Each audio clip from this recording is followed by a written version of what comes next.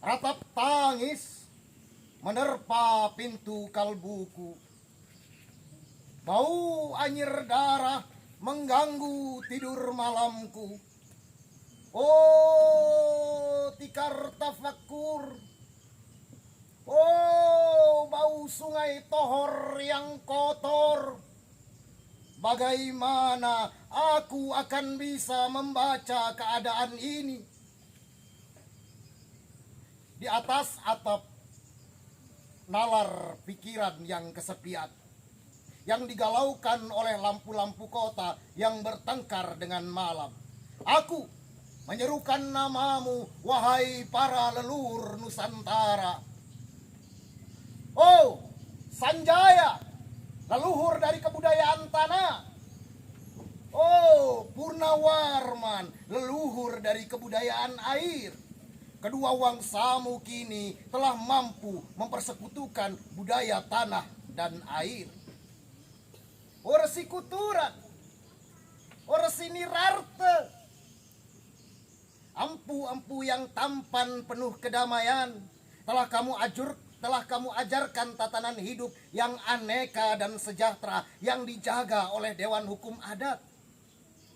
Lantas, bagaimana aku bisa mengerti bahasa bising dari bangsaku kini? Oh, Kajau Lalido, bintang cemerlang Tanah Ugi, negarawan yang pintar dan bijaksana, telah kamu ajarkan aturan permainan di dalam benturan-benturan keinginan yang berbagai ragam di dalam kehidupan. Aduh, bicara, rapang dan wari.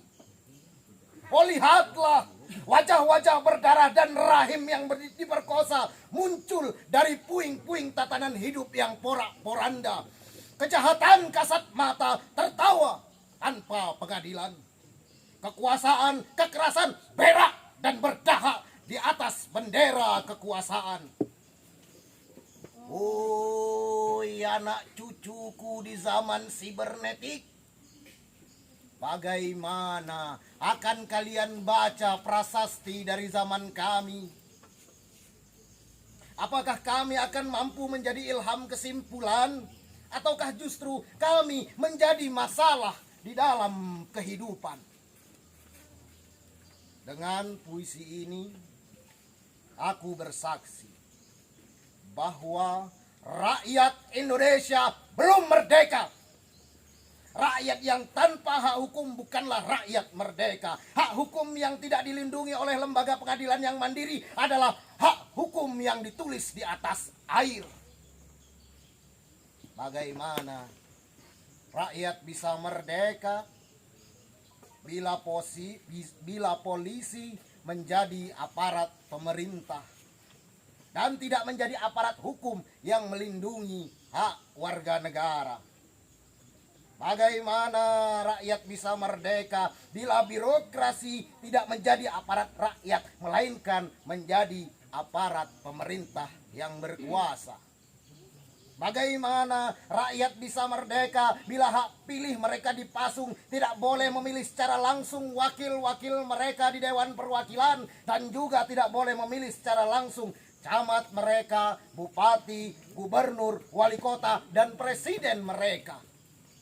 Dan partai-partai politik menganggap rakyat hanya abdi partai yang dinamakan masa politik partai, kawula partai, dan hamba partai. Bagaimana rakyat bisa merdeka bila pemerintah melecehkan perdagangan antar daerah dan mengembangkan merkantilisme dendels sehingga rela menekan kesejahteraan buruh, petani, nelayan, guru, dan serdadu berpangkat rendah? Bagaimana rakyat bisa merdeka bila provinsi-provinsi sekedar menjadi tanah jajahan pemerintah pusat, tidak boleh mengatur ekonominya sendiri, tatanan hidupnya sendiri, dan juga keamanannya sendiri? Ayam, serigala, macan ataupun gajah, semuanya peka pada wilayahnya. Setiap orang juga ingin berdaulat di dalam rumah tangganya. Setiap penduduk ingin berdaulat di dalam kampungnya. Dan kehidupan berbangsa tidak perlu merusak daulat kedaerahan. Hasrat berbangsa adalah naluri rakyat untuk menjalin ikatan daya cipta antar suku yang penuh keanekaan kehidupan dan memaklumkan wilayah pergaulan yang lebih luas untuk merdeka bersama. Tetapi lihatlah, selubung kabut saat ini, penjajahan tatanan uang, penjajahan modal, penjajahan kekerasan senjata, dan penjajahan oleh partai-partai politik masih merajalela di dalam negara. Dengan puisi ini, aku bersaksi bahwa sampai saat puisi ini aku tanda tangani, para elit politik yang berkedudukan ataupun yang masih di jalan tidak pernah memperjuangkan sarana-sarana kemerdekaan rakyat. Mereka hanya rusuh dan gaduh memperjuangkan kedaulatan golongan dan partainya sendiri. Mereka hanya bergulat untuk posisi sendiri. Mereka tidak peduli kepada posisi rakyat, tidak peduli pada posisi hukum, posisi polisi, ataupun posisi birokrasi. Dengan picik, mereka akan mendaur ulang malapetaka bangsa dan negara yang telah terjadi. Oh, Indonesia. Indonesia. Negara yang kehilangan makna. Rakyat sudah dirusak asas tatanan hidupnya. Berarti sudah dirusak dasar peradabannya. Dan akibatnya dirusak pula kemanusiaannya. Maka sekarang negara tinggal menjadi peta. Itu pun peta yang lusuh dan hampir sobek pula.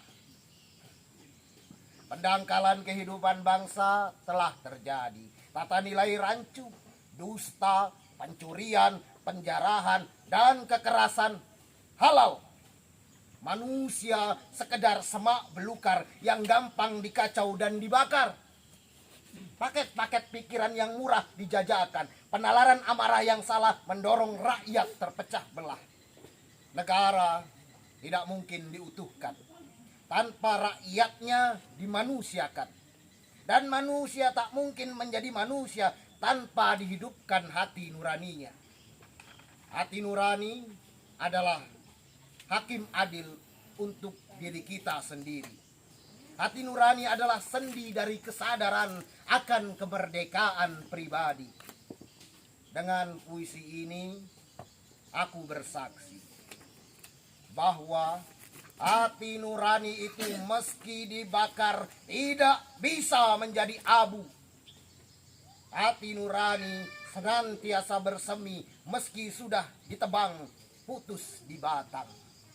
Itulah fitrah manusia, ciptaan Tuhan yang Maha Esa. Candi Ceto, 31 Desember 1999. Terima kasih.